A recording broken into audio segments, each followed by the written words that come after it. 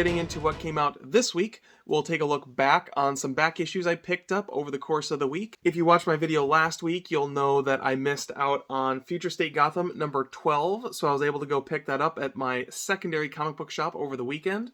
I also grabbed my copy of Batman Urban Legends while I was there, so I'm all caught up on last week's books. Not going to be reviewing them for you guys today, but just figured I'd share them since I didn't get to share them last week. While I was out shopping, I also grabbed Deathstroke Incorporated number 7, which is the prelude to Shadow War. I'm excited to give this one a read. I'm toying with the idea of going back and picking up issues 1 through 6, but haven't quite decided yet. I'll let this issue be the deciding factor when I get a chance to read it. And then these next books, I toyed with buying way back with issue 1, and I think I was still reading Batman the Imposter, and I was like, I don't need to get both. And then, of course, it was announced that this writer was going to be taking over the main Batman title, and I feel like I need to be reviewing these month to month. So I was digging through the stacks and found Batman the Knight issue 3 of 10, and then they also had a couple copies left of Batman the Knight 1 of 10. So I haven't read these ones yet either, but issue 4 came out this week. Spoilers, I picked that up. So I just have to go find issue 2, and then hopefully by the time issue 5 rolls around, those books will roll into my regularly scheduled weekly reviews. I don't usually get that excited for like Batman origin stories, but I was hearing a ton of great things about this even before it was announced that Zdarsky was taking over, and I can't imagine that his run is going to be completely uninformed by these 10 issues. Even though when he wrote these, I don't think it was in the cards for him to be taking over the main title, I would still be surprised if there weren't,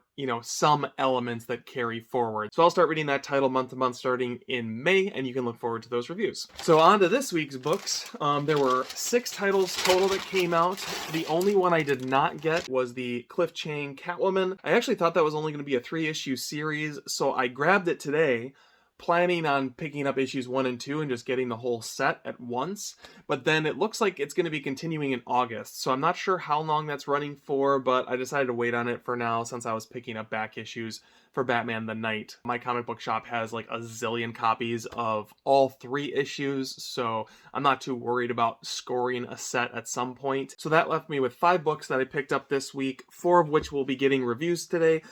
First up, the spoiler one that you already know is Batman the Knight issue number 4. Like I said, not reviewing this one today since I'm not completely caught up and I'm missing an issue, but expect with issue 5, this will be in the normal rotation. And then for the rest of the titles I picked up, a lot of stories kind of wrapping up. We've got Robins issue 6 of 6, the conclusion of this Ren storyline in which there was an unknown Robin 0 before Dick Grayson.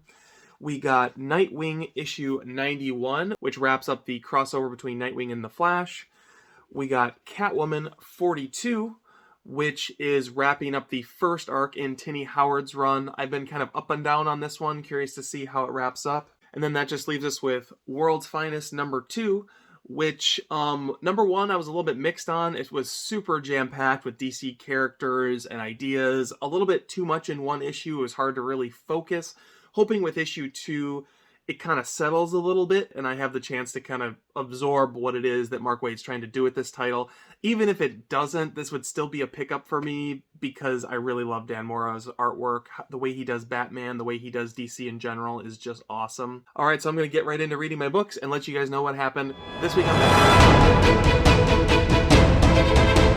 Alright, so I've had a chance to sit down and read all my Batman titles for the week. If you watched my video last week, you'll know that it was not a good week at all. I'm excited to say that this week was an improvement. Now, it wasn't a perfect week, and I'm actually going to present these to you guys in alphabetical order because there wasn't anything that was completely perfect, but all of them were actually pretty satisfying overall. So I'm excited to share my thoughts with you. We'll kick things off with Catwoman number 42, the conclusion of the Dangerous Liaisons storyline. Starting off with the positives, I'm really growing to love the art in this, and I'm not sure how much of it's coming from the penciler versus just the coloring and the inking on it. In my opinion, they do a good job, utilizing like the highlights and the lighting effects. I think that this would probably read even better on like an iPad reading it digitally, but the translation to the printed page actually works quite well for me. in contrast to something like Batgirls, where, I look at that digitally, it's like, it sort of suddenly makes sense to me, and it just doesn't work at all in printed form. This strikes a nice balance. It's going to be an interesting few years as, these digital techniques become more and more prevalent. I mean, they already have, but when they start really playing to that format on another level, I think we're starting to see that now, which makes me sad. As far as the story goes in this, it was a lot of highs and lows. I will say that as annoyed as I was with Black Mask being such a major part of this story, the way it wrapped up was fantastic. And as a matter of fact, the last half of this issue, I would say this is easily a contender for pick of the week, because the way Catwoman beats Black Mask in this is just chef's kiss.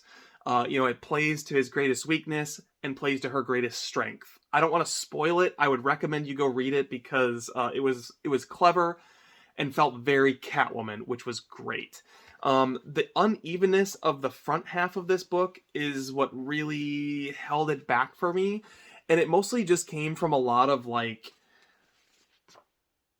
there's just a cynicism about, the male condition in this book that I found to be excessive. It isn't really saying anything interesting. It's just, ranting for no real reason.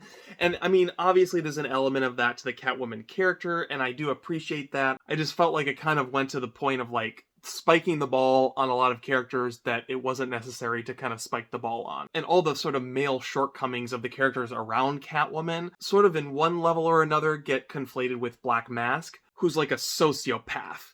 And, being a sociopath is not a male characteristic, but it sort of gets played up of he's a sociopath because he's a man. And it's and I'm completely fine with engaging on, a commentary about sexism or whatever it is that Tini Howard wants to do. This just felt very surface level, like something you could go to Twitter to engage in if that's what you really wanted to do. But that said, Tini Howard has largely won me over. I was really enjoying Ram V, and the art and the storytelling in this definitely ended on a high note and left me excited to read Catwoman 43. All right, coming up next is Nightwing 91, a book that I had a lot of fun reading.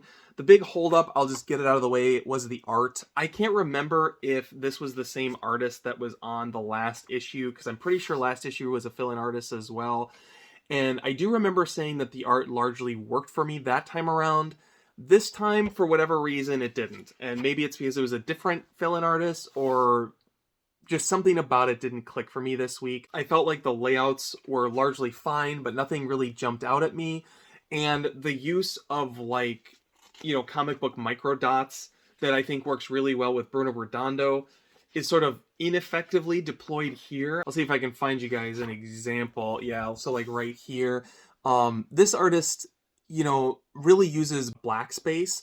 So for example, on the very front page, if you look at how the Flash is inked on here, that's one style. But then you skip ahead and you've got this, villain knocked out on the floor, and we're using the micro dots. And it just doesn't line up. It looks like it's supposed to be Bruno Redondo's art and isn't. Now, that said, what this book does have going for it is a lot of great banter between the Flash and Nightwing. It's fun hearing them kind of call back to their old Teen Titans days. And this definitely felt like we're back on track with the greater arc that's been going on in Tom Taylor's Nightwing. We have the return of Blockbuster at the end of this. He spent the last 4 issues trying to have Dick Grayson killed, hiring every assassin under the sun to do it.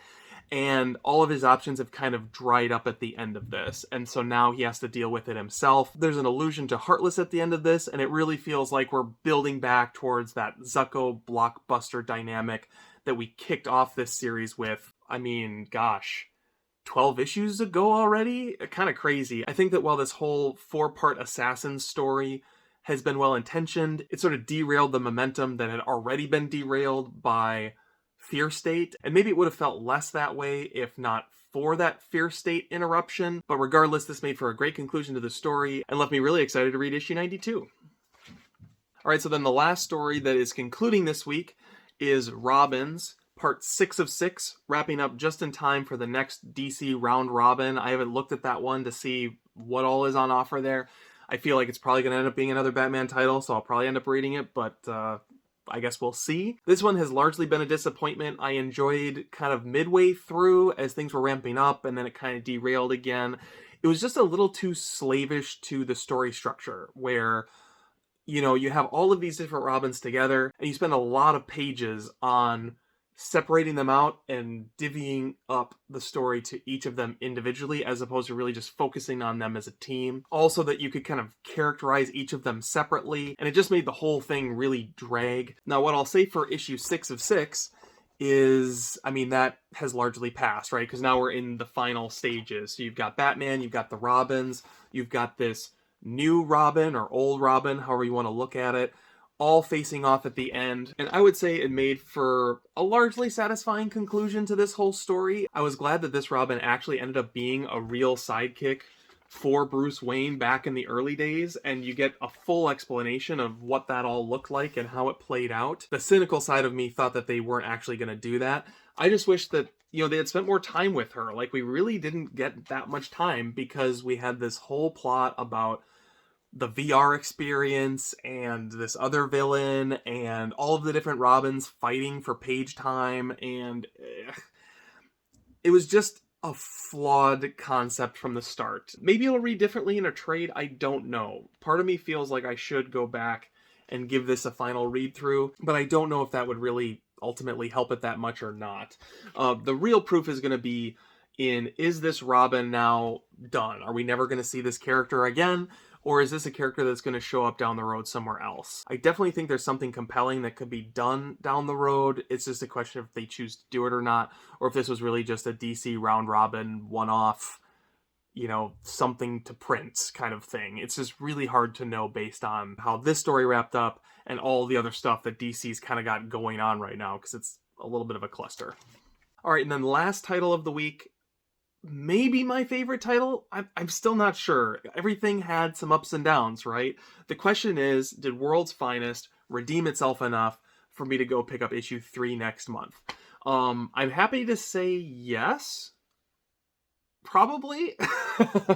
I think that overall, this issue landed way better for me. And maybe it was just me getting settled into that Mark Waid style of storytelling, because, I don't think they really did much to address my complaint with the first issue, which was that, oh my god, there's just too many characters and too much going on all at once. Because in this, we honestly get even more. And it's kind of funny because the whole thing with Superman and Red Kryptonite seems to kind of get swept under the rug, which I think is probably going to bother a fair amount of people. Although, maybe it'll come back around, maybe it won't. But now we've transitioned to this Dagger storyline, and this ancient conqueror, the Devil Niza, sorry if I'm mispronouncing that, who has plans to, take over the world from beyond the grave or something. I'm not quite entirely sure. Two things carried me through this book overall.